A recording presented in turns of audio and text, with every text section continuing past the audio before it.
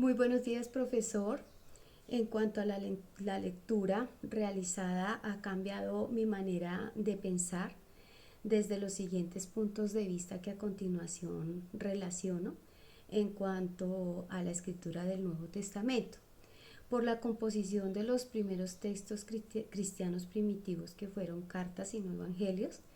ya que se compusieron más tarde y después de la muerte de Pablo y otros apóstoles, sus discípulos continuaron escribiendo cartas que editaron con los nombres de sus maestros, no los suyos propios, generando la historia de la iglesia en los Hechos de los Apóstoles, una literatura de revelaciones o apocalipsis que los originales de estas obras no se han conservado, lamentablemente. Por otro lado, el tipo de libros que compone el Nuevo Testamento de acuerdo al nombramiento de los primeros cristianos llamados nazarenos, según en las Sagradas Escrituras en Hechos 24:5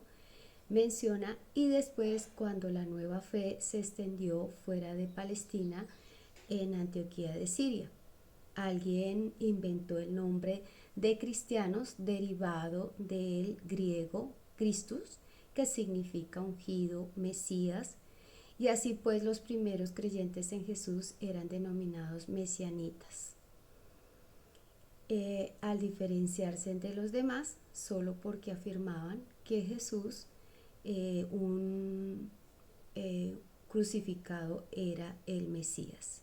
Asimismo, no tenían al principio una Biblia propia, sino que sus sagradas escrituras eran la misma de cualquier judío de, de un grupo. Por otra parte, al no escribir Jesús nada de sus hechos y acontecimientos, tampoco ordenó a sus discípulos que compusieran libros para conservar sus palabras, y los cristianos primitivos no pensaban que estuvieran formando una religión, ya que los creyentes en Jesús se consideraban más bien lo mismo que los autores de los manuscritos del Mar Muerto, el verdadero Israel, como continuador y perfeccionador de la antigua religión de los antepasados, e incorporando para sí un grupo determinado por Dios y predicho por los profetas para constituir el Israel entero a la espera del final de la historia. Pensaban que los demás judíos habían abandonado, de hecho, la alianza con Dios, ya que rechazaban al Mesías enviado. Y si los cristianos eran el verdadero Israel, no necesitaban nuevas escrituras. Les bastaba con las que ya tenían, solo que era preciso interpretarlas correctamente, de modo que se descubriera cómo daban pleno testimonio de Jesús, el verdadero Mesías, el Cristo. De igual manera, lo que hoy llamamos Antiguo Testamento es la única Biblia de los primeros nazarenos cristianos, y luego se generaron otros textos que expresaban puntos de vista propios de una secta, una nueva secta judía que se iba distanciando de la religión madre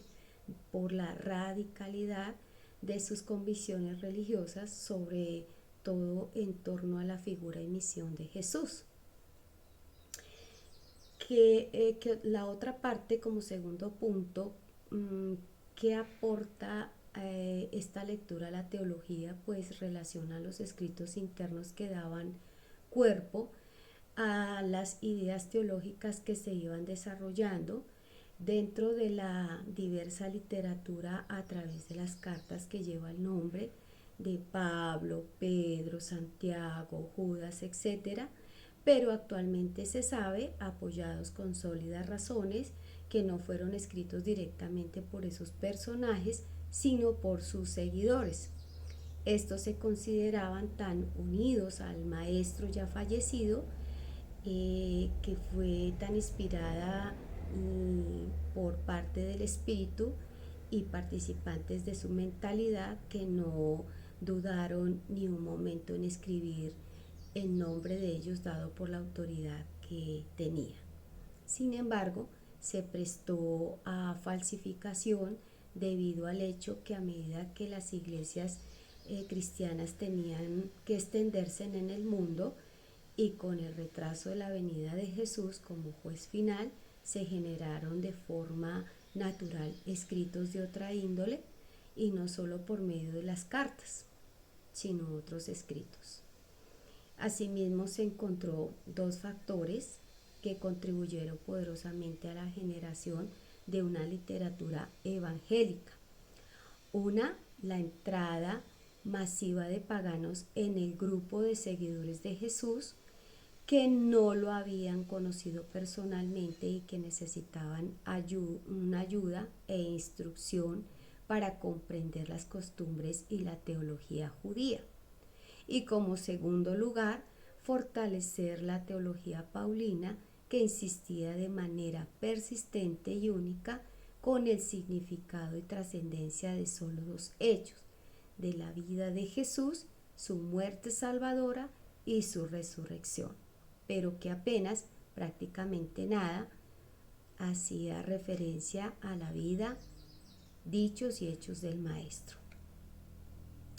Bueno, el tercer punto, totalmente recomendaría la lectura. Para mí ha sido muy enriquecedora porque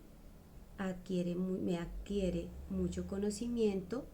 y hay diferentes factores históricos y sociales que establecieron definitivamente la existencia de las Sagradas Escrituras que tenían los grupos cristianos, siendo la misma que el de judaísmo,